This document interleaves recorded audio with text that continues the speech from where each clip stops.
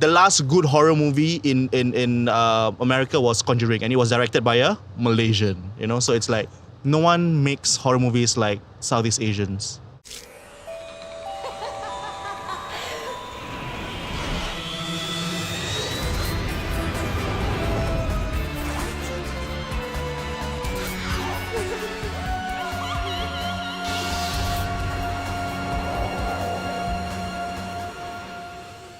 My name is Ut. My name is Hafidz. My name is Far. My name is Wayne. My name is Kyle. And this is Tales from Incredible Tales, inspired by the classic MediaCorp series, where we explore different aspects of Southeast Asia's supernatural culture.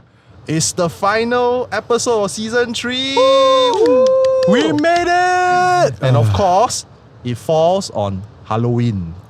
Oh, so that's what this is. Yeah, Halloween. There's a function for it. Where are the candies? Yeah, wow, yeah. Okay. Off stage. Oh, okay. No candies yet. So why aren't we dressed this year? I mean, like a lot more makeup. You need a lot more makeup, and I think we dress as ourselves this year is better. Okay. Also, can Celebrating oneself. Celebrating oneself, yeah. we be honest? You won the costume competition last year by a country mile. Yeah. Okay. So the rest of us are just like, he's salty you know lah. what? No. He's him. He's the salty one. We see how this is going to go every year, so no. Yeah. Okay, so next year I won't dress, but the rest of you guys can dress. Then you can judge. I'll judge. Okay, I think, but honestly, we are all hantus lah. Yeah. So yeah. We are all nice. Fair. Aw. Yeah. But to celebrate this special spooky night, we will be discussing our favorite topic, which is horror movies of all time and why the genre still holds audience in terror. This episode's topic is inspired by the original Incredible Tales episode, Still Life. Just like this season's premiere, we wanted to treat you to not one, but two guests. First, of course, is Art, the host of Incredible Tales throughout its 13 years. Welcome back, Art. Art's not our only guest for this season finale as well. Our other guest has a podcast that's aptly titled The Podcast, which celebrates. Of course. It's gonna be one of those For a episodes. lack of folks. imagination. So that's what my podcast is all about. I swear I'm gonna get through podcast. this intro. I swear I'm gonna get through this intro. Okay. The Podcast, which celebrates everything Malay while also dedicating a fair amount of time to horror stories too. In his free time, he dresses up as a makcik for laughs. He also guilt-tripped us last season into inviting him for an outdoor shoot. Welcome to the outdoor shoot and welcome back to Tales from Incredible Tales, Hafidz Rahman. Thank you for having me here. Thank you. Be careful what you ask for. Yeah, I know. Yeah. But I'm gonna be doing it with someone, right? Later on. The Doing what? Wall of Courage. The Wall of Courage. No, you alone. Alone. Okay. I'm just gonna keep I'm very getting paid for quiet. this, right? Yes. I'm getting Yeah. It's okay. Anything for a paycheck. A working artist. Yes. That's what you are. Also, like with season's 2 finale, we wanted to shoot this episode on location somewhere that fit the theme. Which is why we are here at Golden Mile Tower's glorious grungy car park. Yeah. Grunge. I haven't heard that word since the 90s, you know? Grunge. What were you a surfer? Are you into grunge? Look, we appreciate all timelines here on Tales from Okay. Incredible Tales. Of course. Grunge. Grunge is a way to describe this place lah. It is. Yeah. It is. How does it feel to be here? It feels like I'm living my 90s dream. What is your 90s dream? Being grunge. Not meeting art lah. On television. Oh my god, yeah, it's just one of those things. It's like he's being forced to answer this question. No, I mean, no. See what I did there? We had subscription of MTV Asia, so don't worry. Was it grunge for you?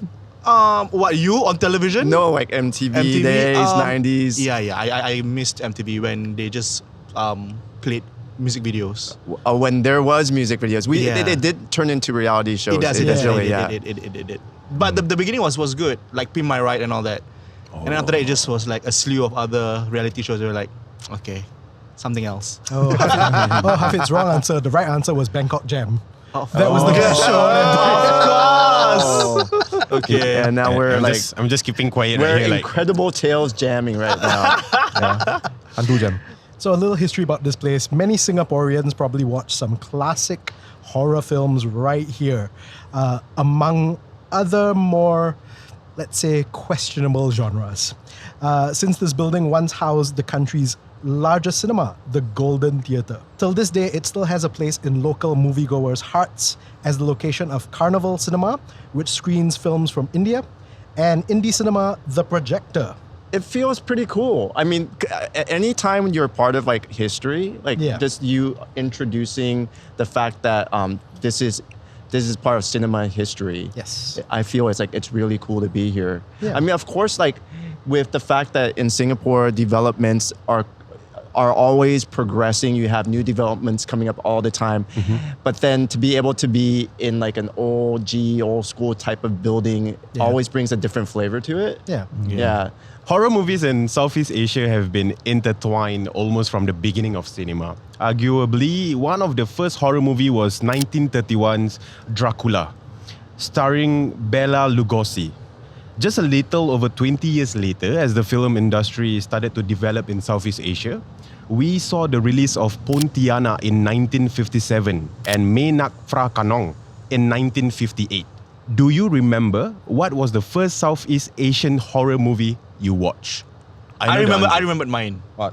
I was probably in primary school. It was this old black and white movie. It was a categories movie or something like that. It's called Anak Pontianak, which means the son of or the child of the Pontianak. So it starred Jane Samsudin and Hashim Ayun. So I remember getting freaked out by that movie when I was really young.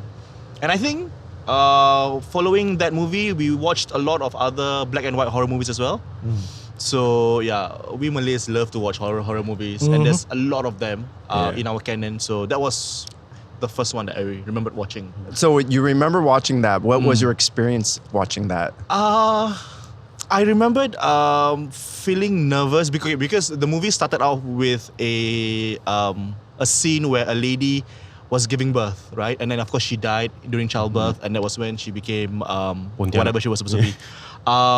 So there was this particular scene that I will never forget. It's the scene where after she died, she was buried, and then there's a scene where they took a top shot of the what do you call that? The place where you are buried. Grave. The grave, sorry. Yes. And then just split open, and then you just see like a couple of wrinkly black hands opening the soil. So that was that image that stuck with me for the longest time. Wow, that's Yeah. creepy. This is how long ago was this movie? Like 19 what? 1950s? Yeah. Probably Whoa, 1950s. probably. Been shot in 1960s. Singapore? I'm not sure. Oh. I would think so. Most likely lah. Most likely. Jalan yeah. Ampas area. Probably. Yeah. He still even know. Okay. Yeah, probably. Interesting. I want to take it back before Southeast Asia because it brings me back to my childhood, and I was wondering what was the first like horror movie that I was exposed to, and I think it was like probably The Exorcist, and I think it was like a bunch of us kids who just found probably rented it.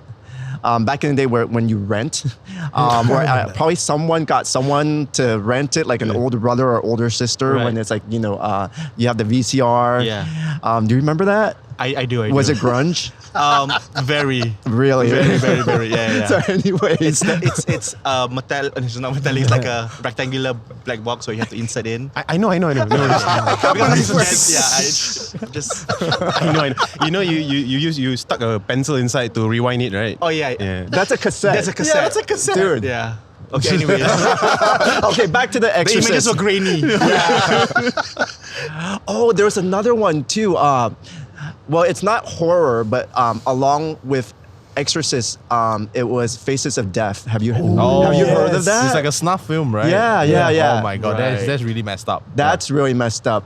You guys watched it as kids? Yeah, that's why I'm messed up. Oh my god. Yeah, that kind of brings me back. I totally forgot about that. So there was Faces of Death and there was Exorcist, and it's quite traumatic to watch that as a kid. Yeah. And I think as kids, like you're always trying to find something that's even more, to freak you out, and then once you put yourself in a situation to be freaked out, then you're like, oh, what did I put myself into? Yeah. Because that was really traumatic.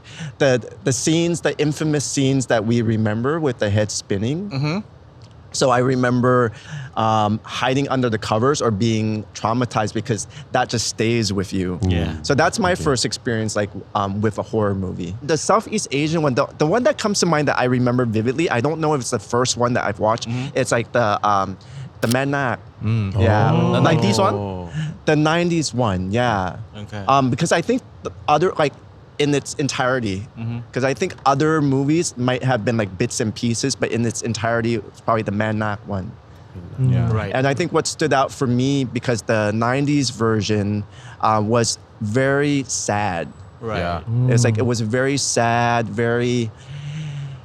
it felt very heavy. Yeah. And very lost. Yeah. So that kind of really impressed a lot of things in terms of seeing things on a daily basis, Right. like feeling as if like anything can exist anywhere at any time, being like in Southeast Asia. For Southeast Asian horror, the one I remember watching in its entirety first was Shutter. For me, filmmaker lah. So Singapore filmmaker pride, The Maid. The maid was not bad. I mean, growing up, I also watch. When you're younger, your parents play whatever movies. There's horror movies usually on VCD. Then you just watch, right? VCD was after VHS. Yeah. So Thank see, you. See the gap, Thank you. So It was like streaming, but one movie. Thank you. So no, it was personalized streaming. It was personalized. Before streaming. it start, got the disc right there. Yes. So you waiting for the thing to hit the corner. Correct. You will never hit lah, but except you're in the office, then yes, it hits. Yes. But anyway, so I believe I watched the Nang Nak movies, Nang the Nak. 90s Nang Nak was one, not bad, yeah. but it wasn't in full. It was like, as a kid, you're just playing, then your parents just Yeah. watching, then it's like. But the one that I watched in full was because it was a dare. I think it was a dare. The Maid just came out, and they were doing a whole bunch of like guerrilla marketing. So they actually, it came out in the news actually. In Singapore, it was a big thing. 2005, if I'm not wrong. They got an actress to dress up as one of the ghosts in The Maid, holding an umbrella, walking in Orchard. So it's like full ghost makeup I remember and this, in the yeah. day, and then giving out flyers. Go watch the movie at Golden Village or something. Nice. So, and people were freaked out, and it came out in the news. So it was, Singapore was very different back then, 20 years ago. So people actually had like a reaction to it. So my friend was like, hey, actually go watch. I don't know if it was NC-16 because 2005 I was primary 5. I was 12. But we somehow went into the theater and watched the movie in full. And it was during the 7th month, I remember. Nice. The film came out during the 7th month. So that was really creepy. I think for me, I don't know if you guys know, especially Hafidz, there's this movie, right? I think it came out in 2002. It's called Kafir, Satanic. So there's this shaman, right? So basically the story, this shaman or like this bomo, right, came to this village, and then he likes to sit on a barrel of fire, So it came to a point that he managed to cure people's diseases. Like people got like throat infection. He just used his hand to pull the infection, right? So like it's to a point that people got so obsessed with him. Then they would meet him just to lick his sweat. Ew. And I don't know. Is the cover image of that movie, right? Is this like very? I was very traumatized by it. So you go and Google it. It's like a guy, like a very long hair dude, not wearing any clothes, and it's just like that.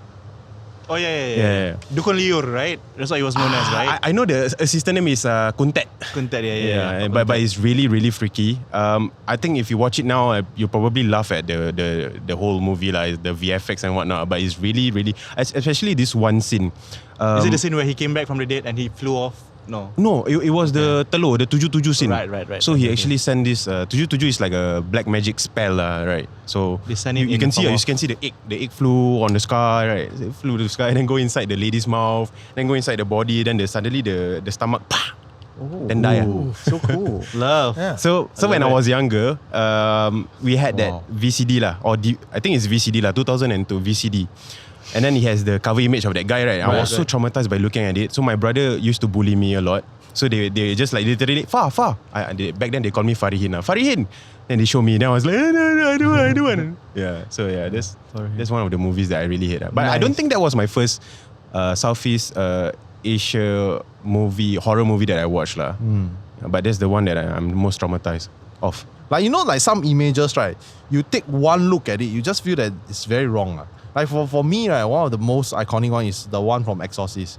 You know the part where the microwave, then you see a flash of an image of the devil. Pazuzu, the white the- face. That haunted me for days after watching. I don't find any cursed images from movies that sticks out for me. For me, it's more from like realistic Yes. pictures, like from like maybe serial killings or from crime. Right. Yeah. Crime images. Those are the ones that are more traumatizing for me. Now, I'm sure Kyle, like the curse behind Poltergeist, the movie, the amount like actors who have passed away from being in that movie. Do you guys know this? Yeah. So it's a segue from like cursed images, like cursed movies. Yes. So they've had like I don't know how many different installments of Poltergeist, but they've had so many accidents and so many mishaps on set with the actors on this movie that it's too much of a coincidence. I've heard of the Poltergeist curse. I've heard of the curse of the Exorcist was slightly less believable because it seemed to only revolve around Linda Blair and how after she started in the Exorcist, she went through a whole lot of trouble and everything.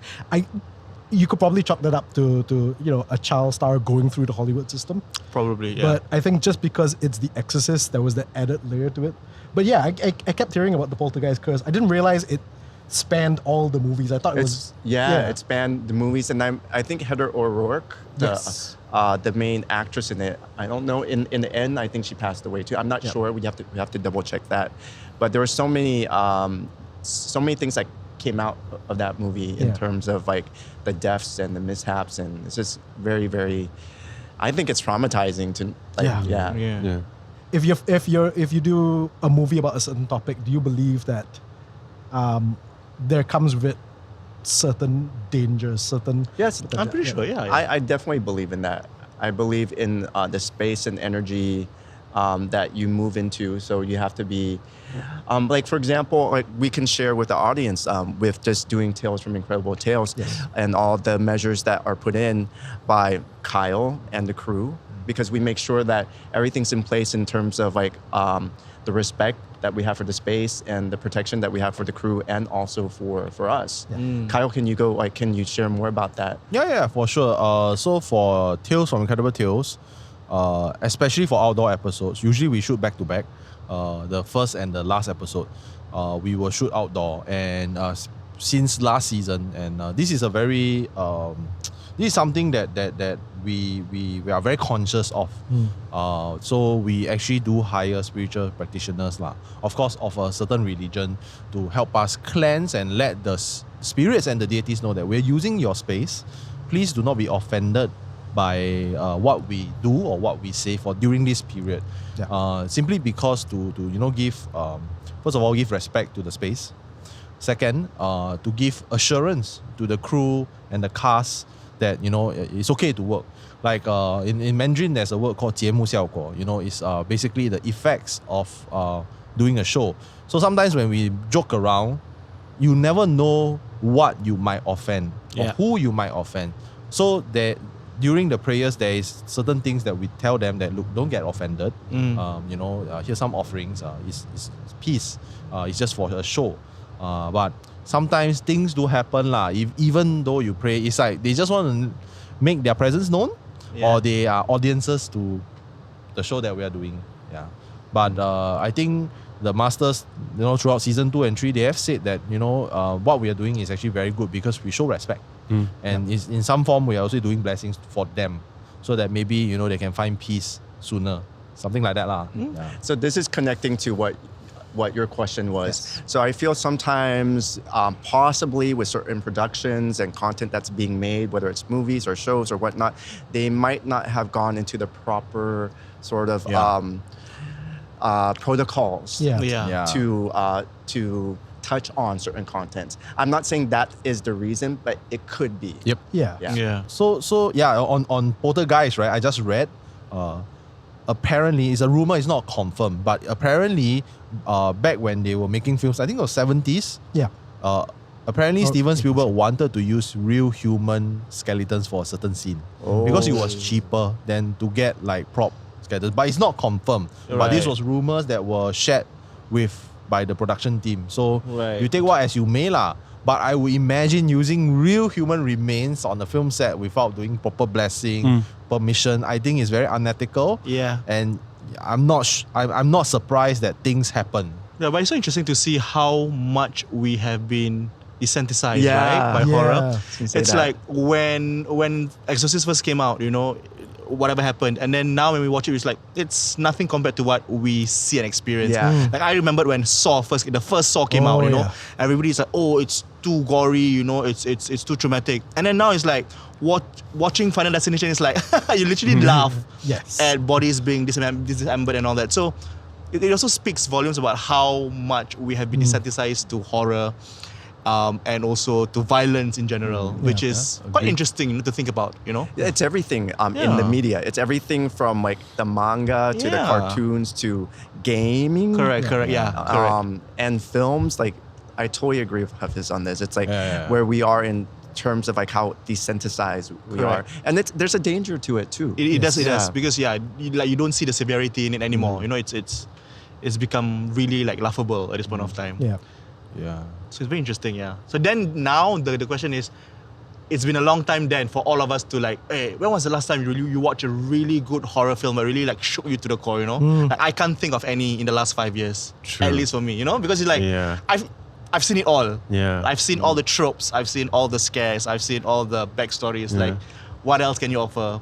So it might be a challenge for future filmmakers. I think it's like for Kyle also. I think you're a filmmaker, right? So like for me, I studied filmmaking, right? So whenever you watch this, like usually normal people watch horror movie, they don't know, what's next. But then for us, we can probably like guess, after this, jump scare, So it's like after a while, you don't really get scared of it anymore. The Thai Foundation wrote that, quote, ghosts play many roles in Thai society. They can be topics for discussion in campfires, they can represent Thai people's respect towards their ancestors, and they can reveal the bonds between communities and nature. Most remarkably in popular culture, especially films and dramas, these supernatural entities can also capture the compassionate quality of Thai people, end quote. Glenn Gui, the director of 2019's Revenge of the Pontianak, said of Kak Pi's cinematic history, quote, these local Malay films were a beautiful amalgamation of the diverse cultures in South and Southeast Asia. Chinese producers owned the studios and greenlit the projects. Indians and Filipinos directed and wrote screenplays. Malays acted in the movies and composed the music. By the early 1960s, Malays took on the role of director too. Films during this era were embraced and beloved by Singaporeans and Malaysians. They were unique to us and our identity.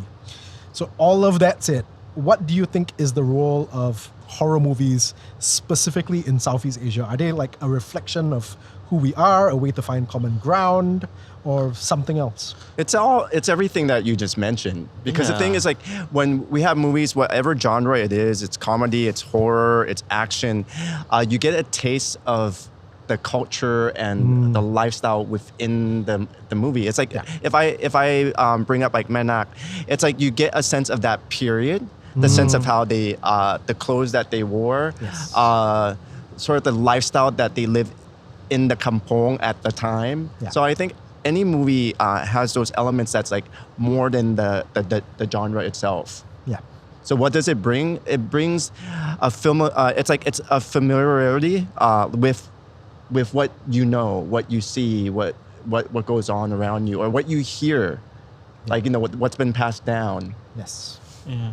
Also, I think we are excellent in storytelling when it comes to horror, because I think you can ask anyone, ask any Southeast Asian, if they prefer an Asian horror movie to a European horror movie, they would always say, I would rather watch something made from Thailand or Indonesia, because they really know how. Also because of that sense of familiarity, like these things happen around you, and you see familiar scenes and familiar spaces. So it's that emotional thing, right? It's emotional attachment. Like, oh, it can happen to me too. So like, I would never find myself locked out in a dungeon with Dracula. but I might be, waiting for the lift and then someone is waiting beside me. You know what I mean? So it's that sense of familiarity that really makes it worthwhile watching. And I think something that is very interesting because no one makes horror movies like Southeast Asians. Since the 60s, I personally feel like we make the best. Like the last good horror movie in America was Conjuring, and it was directed by a Malaysian. So it's like That's true. That's true. You know what I mean? It's like it's true. they needed a James Wan to bring like proper horror. Very fair, very fair. Very fair. yeah. I mean, I think our sensibility of horror is just top notch. Yeah. We Southeast Asians, anyone on the street you ask, he got ghost story. They definitely have one where they know at the back of their head and they can tell it to you like a master storyteller. You will get the heebie-jeebies. Yeah. You ask any taxi drivers in Southeast Asia, confirm have. Like sometimes you don't even want to hear, they just tell you. Yeah. I tell you this road, then start already. So I feel like it's in our blood to sit around, campfire, tell ghost stories. Yeah. There was this tweet a couple of days ago. It got a lot of traction. It was like millions of views. Someone said, "You can be an atheist, but if you're in Southeast Asia, you gotta believe in something." Because the ghosts are not gonna spare you. Each Southeast Asian ghost is like, pray to something. Bro. Yeah. So I thought it was very interesting. So then there were a lot of retweets about experiences in the Philippines, in Thailand. Start already. So it's very interesting. It's very interesting. Unwarranted one. Start already. It's our way of life, I would think, horror, Yeah. Yeah. I had a recent production meeting. It is very far away from horror. We were just talking about technical specs and stuff. And suddenly, this person is like, I heard, this place last time go like start already then in my brain start already then start. No matter where you are, like especially in Southeast Asia, all these horror movies like kind of unite us because like for me, I'm a Malay but I watch Thai films, Thai horror films. I watch best. Chinese horror films, and then Thai most likely watch Malay horror films as well. So it's like a multi.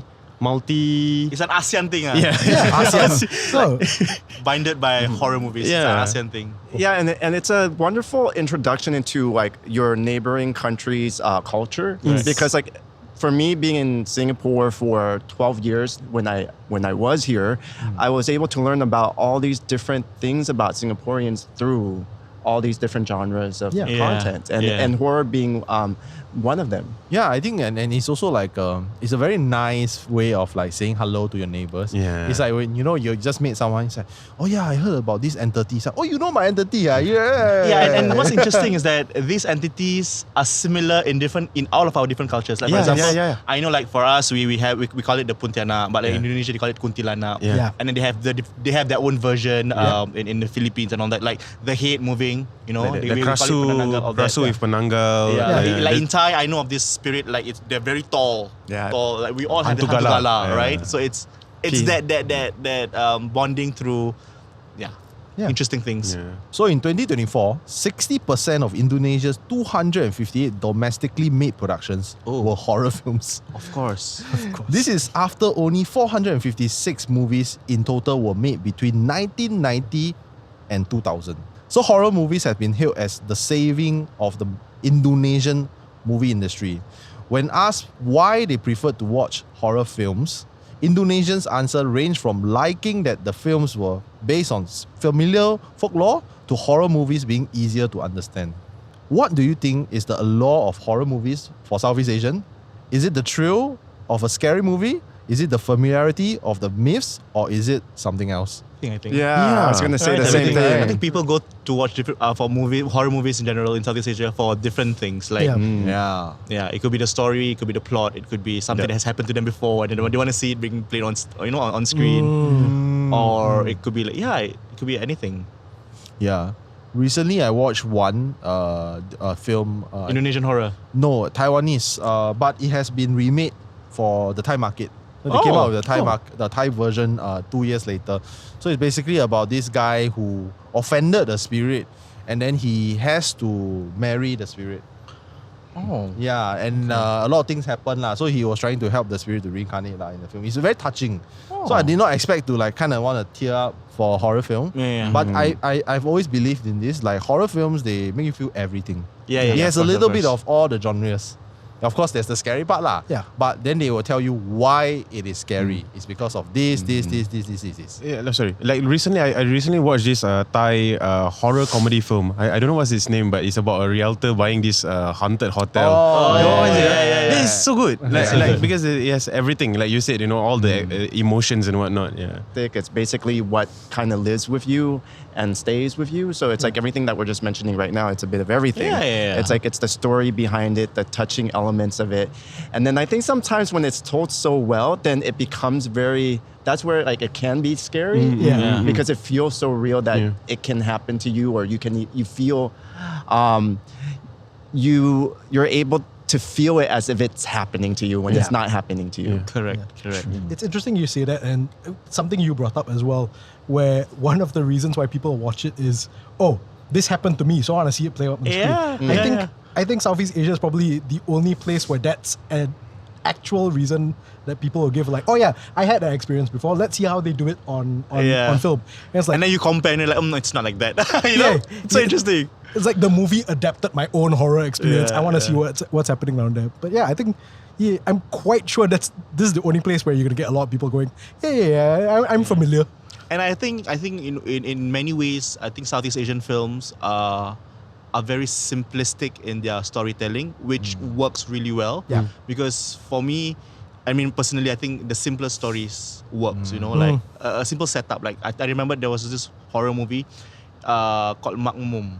It was an Indonesian movie, so it was about spirits. So when you pray alone, and then you feel someone praying with you, it's a spirit called Makmum. So it was a very simple premise, but they managed to make a movie out of it, and it was quite solid. I mean, it was made quite well.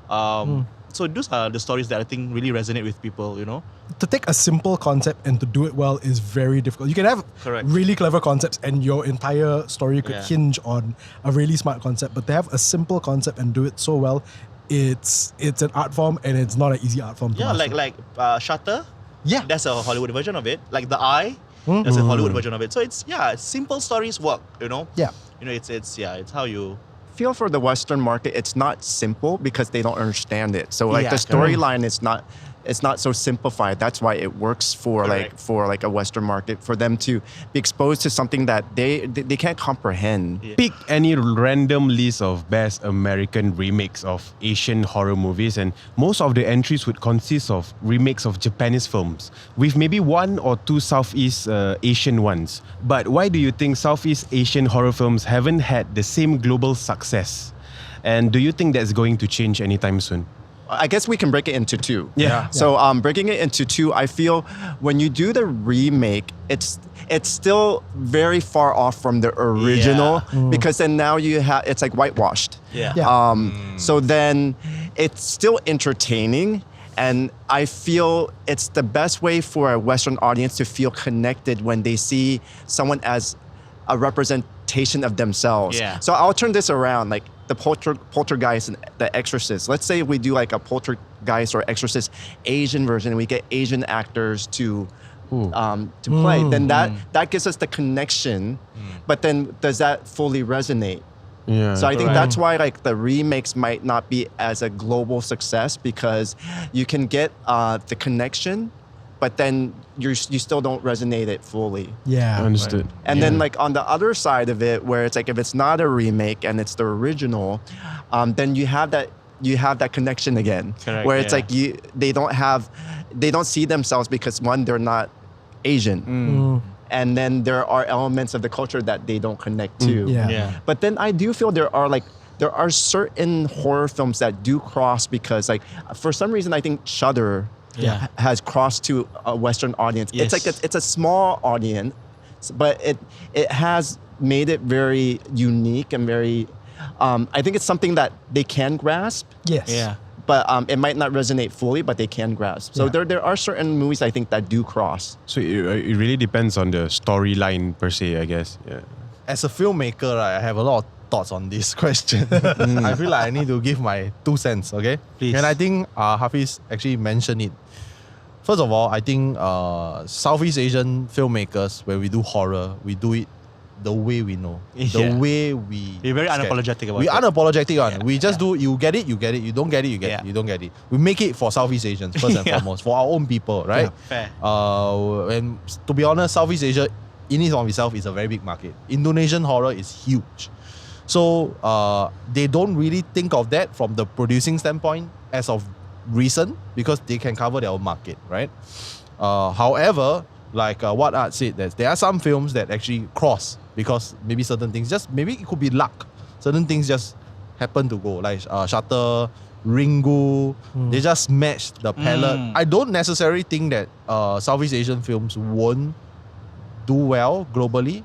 I think it's more of a bigger picture of how like the film market demand is. Yeah. For example, like it took one huge win for Bong Joon-ho's film to be seen by the American audience, because it was such a big thing, right? And it's like, and even then people were like, I can't get past the Korean language, man. I can't. Everything about that film is world class, right? The cinematography, the set, everything, acting, everything. But people are like, I can't get past the subtitles. I think that is the... Which I found really jarring. It's We've watched movies throughout our lives with subtitles. Like know. it's just there. Yeah. But then again, to be fair how to you're wired the lah. Western audience, to be fair, they have always, their language have always been in the center of the world. Whereas at this part of the world, we are so multicultural. We're like, I mean, you speak in language, I try lah. I got subtitle, I can watch. It's okay because we see this every day. But in their part of the world, English is probably the only language that they speak. Like in that sense lah. Yeah. So I feel like that is that cultural difference. Unless they really change or catch up, I think it's very, very hard for us to enter that market lah. Correct, We just correct. stick to our own, which I think is already very big. Big enough, Yeah. This question is for everyone. What Southeast Asian creature or spirit would you like to make a movie about? I think if you ask me, right, my intrusive thought, right, I would say it's a hantu tetek lah, basically. Right? Yes. Honestly, because is It that... has been done. Oh, really? It has. But is the It's in elongated Indonesian. one, right? Really? Not the... In the Indonesian version, it's just a big late. Yeah, it's badly made. It's badly made. Yeah, but we need it we need a done. proper one. Yeah. we need a done proper Like a one. serious Like one? a R21 one. Like okay, I'll look forward to your version. What makes it R21? Just like okay. Alright, but that one is my intrusive thought lah. But I think it's I don't know if you guys heard of this folklore creature. It's Sang Kelambai. No. What is So basically, Sang Kelambai is it's like a human but thrice the size, very big, very ugly, and then it's like the Malay version of Medusa. So Wow. apparently, this Sang Kelambai, they can turn humans into stones. Ah. Yeah, and I think it came from Pahang or Perak, if I'm not wrong. Yeah, Sang Kelambai. I don't know. The name sounds cool. Like So what? Sang Kelambai. What's You the know? reason why it turns people? I have no into idea. stone? That's the thing. That's why like somebody should make a movie about it. Sang Kelambai. You make. So it's between Hantu Tetek and Sang Kelambai. You could make it like a You make it trilogy. very Fun serious. fact: Sang Kelambai is actually a lady. Based on Wikipedia. Interesting. I mean, like, Medusa was lady also lah. Yeah. But this lady is very big. Like very, So that- very ugly. Like a giant lah. Like Yeah, a apparently giant. it says got the ears of a elephant. Wow. And then the face, I don't know. Is you can try to see. I agree. That would be a very interesting Right. horror. I would do Gumantong. Oh Because yeah. I don't think there's been a Gumantong horror movie that's been done with justice. I don't think there's been one done at all. From my own experience. I think it would be very fascinating to do it from a very sort of like diving deep from the emotional level of it, because these are children spirits that weren't allowed to be born into like into a human life. Yeah. So I think if you're able to tell that very well, it could be very touching, but yet very kind of traumatic, but scary at the same time. Yeah. Yeah, that's actually a good idea, Kumantong. Yeah. Is there a movie about Toyo Lafis? There is. There is. There was one, but it was not made well. Right. Yeah. That's actually a good idea, Kumantong. Okay, for me, I guess it's not a spirit per se, but I think it's a way of storytelling which I feel has not been done yet. I'm a huge horror fan, but I think the most unnerving times when I'm really like at the edge of my seat is when there's silence, because there's the uncertainty, right? And I think I would like to make a movie about a possession that is very quiet, because I think that it's going to be something very different. Because usually when you see possession and when you see exorcism, it's very loud. It's a lot of people screaming and shouting, and it's the priests or the holy man, shouting scriptures and all that, right? But it's not like that in real life. Like I've seen an exorcism happen in front of my eyes, and it's very quiet. But it's the unnerving moments, like when, just like for example, I'm just retelling from my own personal experience, like when I see my mom gets possessed, right? And then like you can really see from her face, like it's not her, it's a face of a man, but you can't quite pint, and it gets to you, like, hey, like that's someone that I know, and it's very quiet. The exorcism is, there's no like, get out of the body, I'll beseech you in the name of. It's none of that, There's no like lightning and thunder and windows flailing. No, it's very quiet. It happens like at 2 p.m. in the afternoon, but you can really feel things circling the area. You can really feel like when your mom looks at you, like that's not my mom. You don't want to make eye contact because you know that thing can come into your body. So it's those quiet moments that I feel has not been explored a lot yet in horror films, which I feel like would be very interesting to see. Like it's really quiet, For me, I'm gonna try to tackle my greatest fear, which is water, like the ocean. Oh, I feel like nobody has really made like a horror film in the sea. Everything happened. The whole premise happening. Oh my god, I'm giving out the idea. Everything happening in the ocean, in the sea, where nobody can help you. And then recently, I've actually discovered this entity, not really entity lah, like this creature that is in the Southeast Asian mythos, Naga, and it's shared between different cultures, Thai, Indonesians. So maybe like a story of like a fisherman trapped in the sea, and then having like a Naga trying to attack him lah. And then it also can highlight about like certain society things that is happening to fishermen that are struggling in Southeast Asia. There's a recent Vietnamese movie that happened about a spirit of the water. Maybe you should watch it. Is it? What was it called? I forgot what it's called, but it was not scary, but it was very interesting to see because it was a culturally different thing, right? And you don't normally watch like a Vietnamese movie, right? You would watch like a Filipino or like a Thai movie. So it was one of those very interesting Vietnamese movies where the spirit feeds on fishermen. Oh, yeah. So then like because it's a very coastal country, right? So whenever they go out, they will hear the sound of this banshee singing. The siren lah. The siren. So once that happens, you need to get out of the water, But if you don't, then the ship capsizes and yeah. So it's about this story about this lady who didn't want to be a diver. So against her wishes, she was a diver, and one fine day it was her own son who was trapped in the sea. So there's a huge scene where she just really dives all the way inside just to find her son. Very interesting. Spirit of the water. Yeah, it was some spirit of the water. Yeah, and they all lived like on stilts. Yeah, by the sea. Interesting. Last episode of the season, guys. And, as much fun as we're having discussing these movies, it's time to wrap up this episode and wrap up the season. So for one last time, for Tales from Incredible Tales, Kyle, let's hear our morbid fact of the day. So, the original Pontianak film helped to cement its production company, Cathay Keris, as a major force in the industry. The company's partners, Lok Wan To and Ho Ah Lok, eventually had a falling out though. When Ho gained the rights to the film, however, Ho wasn't allowed to screen it anymore because of the film's main actress, Maria Melado, was married to the then Sultan of Pahang at that time. So, frustrated, naturally, he threw away the original reels. You spoil for everyone, yeah. So, it's a super petty thing. It's the original Pontianak Yeah, film. come Yeah, on, so like the original print. Yeah. But she actually did another movie. She did a couple more of Pontianak movies after that movie to sort of like supplicate But like how she the get longing. How she get the permission to? I think if I'm not mistaken, I think the marriage to the Sultan was short-lived or something like that. So I think after that, she was like, I'm not, Yeah, I bounded know, by anything. I know the marriage was short-lived. I can't remember what the timeline was, whether she started doing it after. Yeah. But yeah, but horror movies in categories was like it was a saving grace, I think, for the production company, because there was a slew of horror movies back, and they were just churning out horror movies one after the other. Yeah, and the beautiful Yeah. thing is that a lot of them were shot in Singapore. Yes. Yeah. Singapore and Malaysia. It was the golden age. It really was the golden age for our region's Yeah. horror films. All right.